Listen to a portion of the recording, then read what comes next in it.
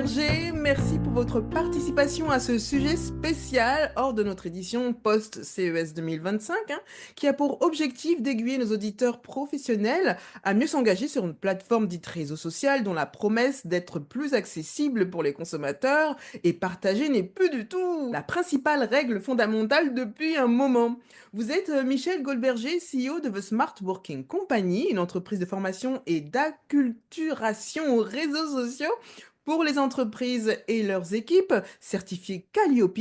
Vous êtes également coach LinkedIn pour des dirigeants ainsi qu'auteur de votre premier ouvrage intitulé Le social selling au pays du ROI, retour sur Là. investissement, Oui, c'est publié ça. en 2021 par les éditions Pearson. Pour nous éclairer alors que les plateformes sociales se multiplient dans le monde, se regroupent par des acquéreurs milliardaires avec des intentions douteuses et où la politique s'en mêle, où les règles Mm. d'utilisation ne sont plus respectées, où les algorithmes et ceux qui savent les maîtriser font la loi, où la participation publicitaire est autant de rigueur que l'audience dite followers que l'on peut rassembler, où nos données sont évidemment vendues au plus offrant sans que leur utilisation nous soit explicitement communiquée et lorsqu'on s'y refuse, c'est avec conditions d'utilisation restrictives. Les réseaux sociaux se prennent-ils à présent pour Dieu? Ce sont nous, les utilisateurs, qui leur avons donné ce semblant droit de toute puissance, Michel? Je pense le souci, ça dépend bien sûr de quel pays on parle, de quelle culture, de quel secteur bien sûr. Mais moi, je pense que les gens ont oublié une chose très importante, c'est que les réseaux sociaux, c'est un business. Je pense qu'il ne faut pas oublier que aussi que ce qui est intéressant, c'est que oui, il y a des offres, des modèles économiques qu'elles offrent, ces plateformes sociales. Il ne faut pas oublier que ce sont des cash machines quand même. Voilà, Exactement. Comme on dit, quand c'est gratuit, c'est nous le produit. 100%. Rentrons dans le cœur du sujet, Michel. Guider les entrepreneurs et les petites entreprises à mieux s'engager en 2025 sur ce large choix de réseaux sociaux qui s'offrent à présent à eux. Quels sont les éléments à principalement considérer avant d'engager son business, c'est-à-dire outils visuels et éditoriaux, stratégie, équipe, vente, budget et tutti Oui, quanti sur une nouvelle ou une autre plateforme de réseau social en 2025? je dirais que le client et la cliente est roi ou reine. Donc, je dirais c'est le customer centricity. C'est quoi Mhm. le customer centricity en français, en bon français? Ça veut dire l'orientation du client, en fait. Donc, ça peut être community centricity, customer centricity, en fait, les gens que Mhm. vous voulez avoir dans votre réseau, dans votre Exactement. communauté. Mhm. D'abord, il faut d'abord réfléchir avec ce mindset-là. Après, je dirais, c'est de mettre les besoins de vos clients et des prospects et des gens que vous cherchez Mhm. au centre de toutes vos prises de décision et vos activités, vos initiatives, vos dispositifs, Mhm. marketing, digital, toujours mettre le client d'abord. Si il va s'abonner à votre page ou à votre profil, pourquoi il viendrait? Le Mhm. fameux pourquoi de Ouais. Simon Sinek. Pourquoi ils vont s'engager et Mhm. pourquoi ils resteront. Après, je dirais les objectifs. Si vous ne savez pas pourquoi vous êtes déjà perdu, si je peux me permettre. Donc, timing, budget. Budget, je dirais, qui va créer vos contenus? Mm.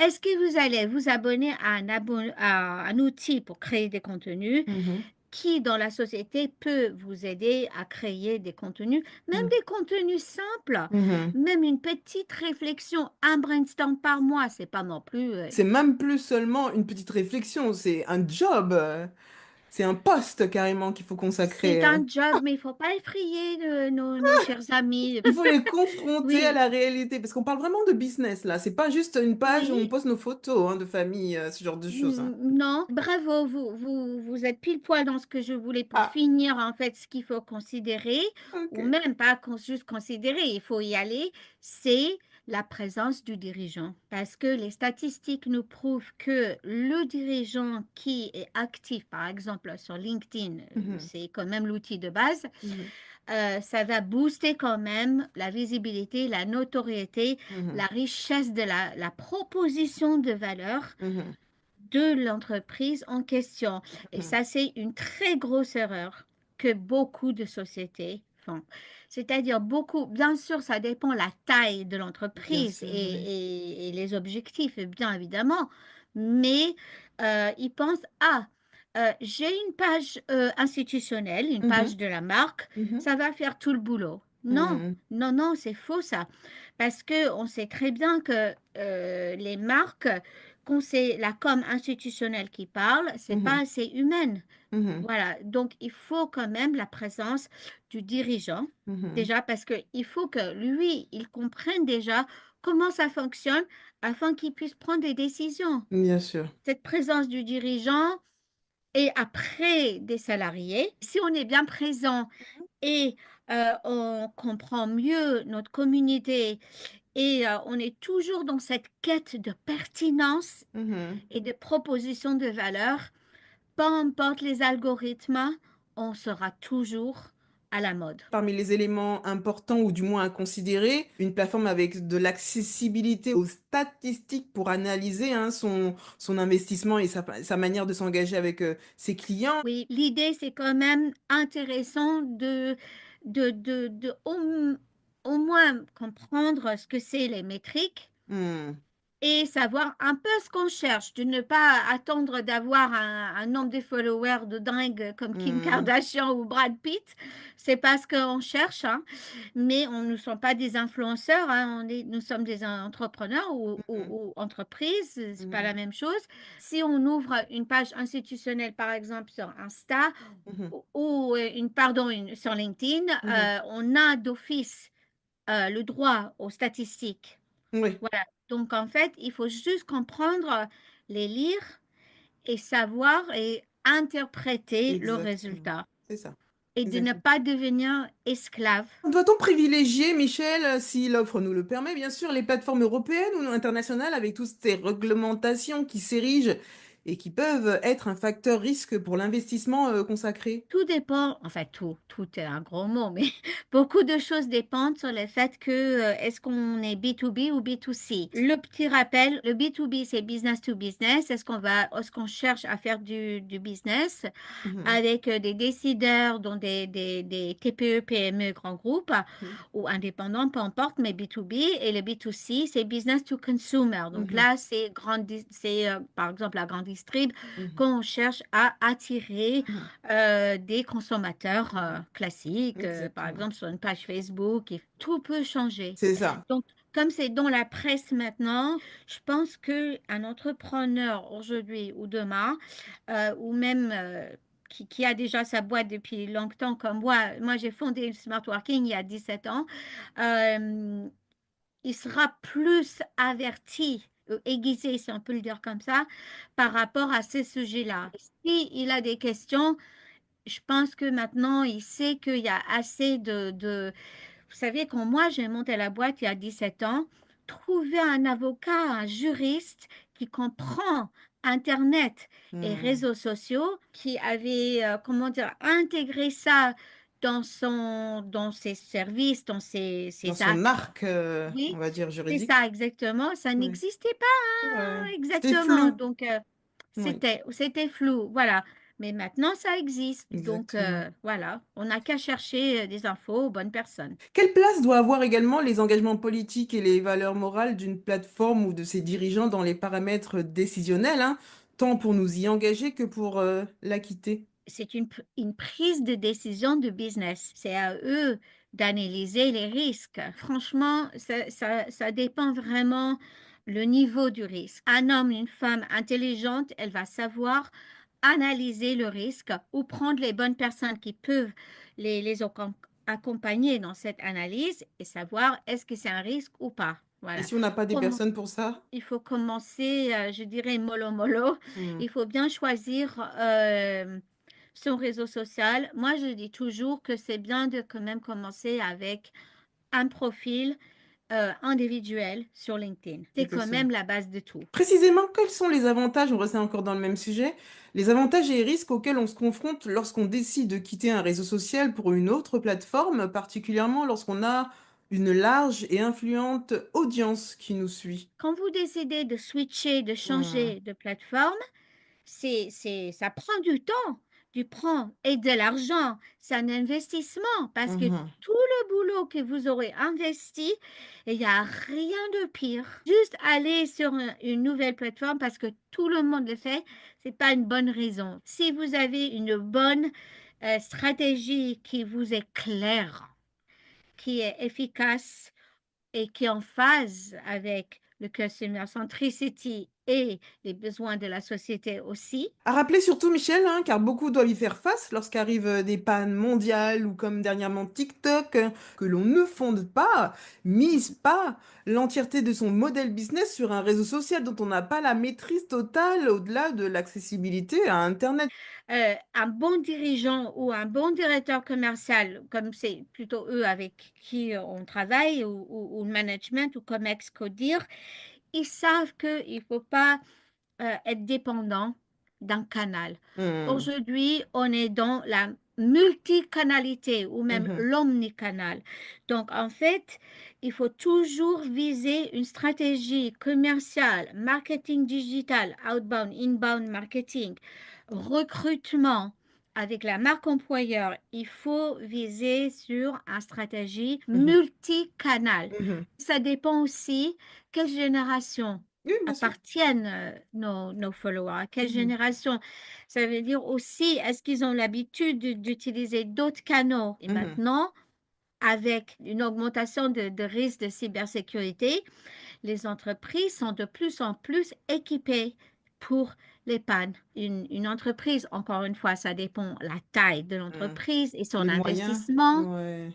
c'est qu'il va quand même investir peut-être dans un outil d'écoute sociale, social listening tools, Mhm. des outils, et il va avoir une personne, une équipe, j'en sais rien, ou Ou comme l'IA. oui, dédié à ça. Eux, ils seront les premiers au courant et l'info va monter vite fait vers le haut, qui est un petit Exactement. souci, et ils vont prendre une décision rapidement si Mhm, ils estiment que c'est important. mhm. Donc, les risques ou comme un troll qui peut aussi dire quelque chose de Ah oui, négatif. c'est vrai que ça arrive souvent, ça.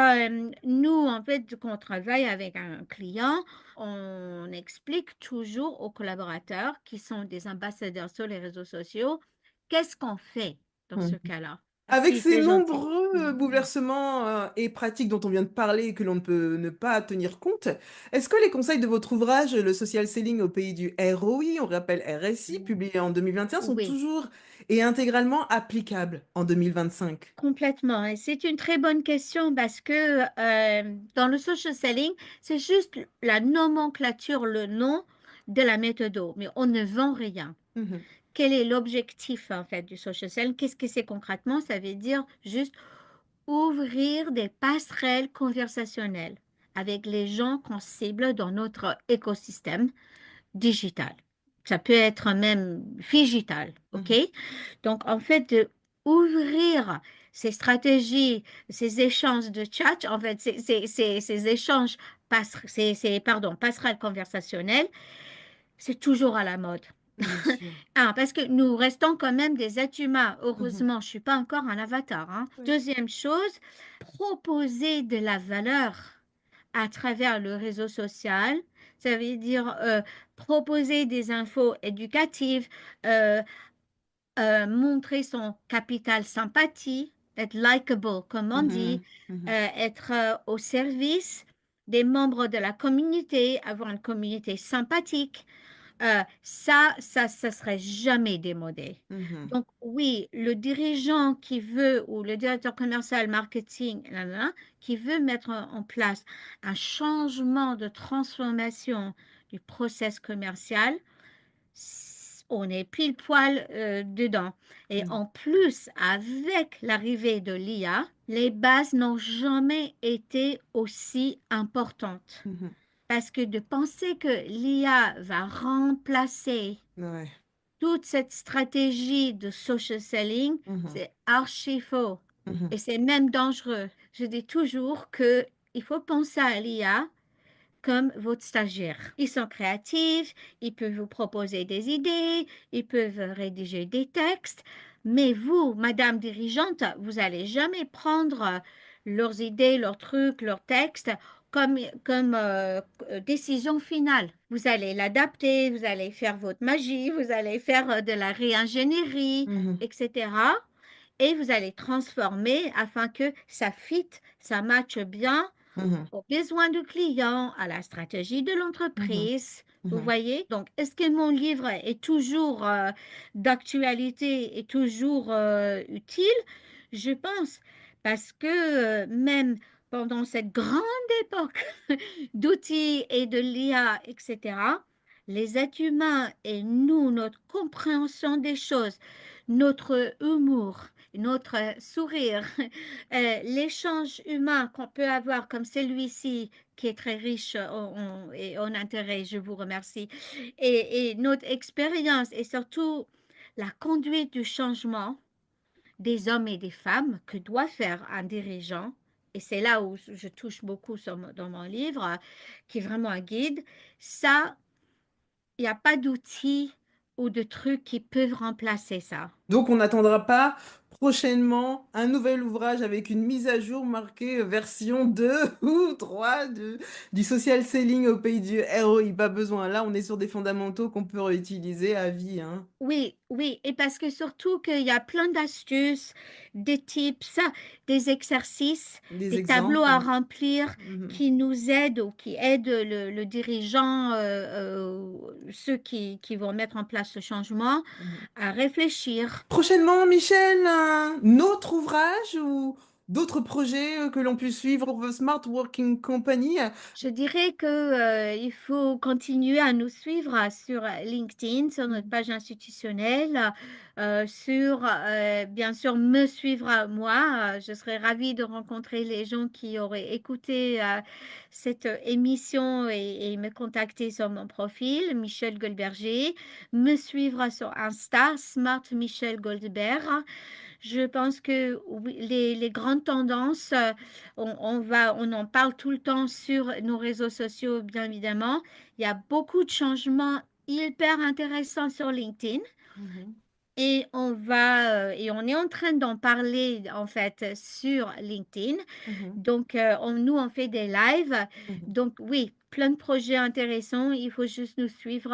Merci beaucoup, Michel Goldberger, pour tous vos conseils d'experte, ainsi que votre participation au Lunch Show. Les auditeurs pourront retrouver, comme on le disait, l'actualité de The Smart Working Company et plus Great. d'informations sur votre livre, Le Social Oui, Selling au pays du ROI, sur smartworking.fr, disponible au prix de 25 € et à 19,99 € en version numérique. C'est la fin de cette édition du Lunch Show. Merci de nous avoir écoutés.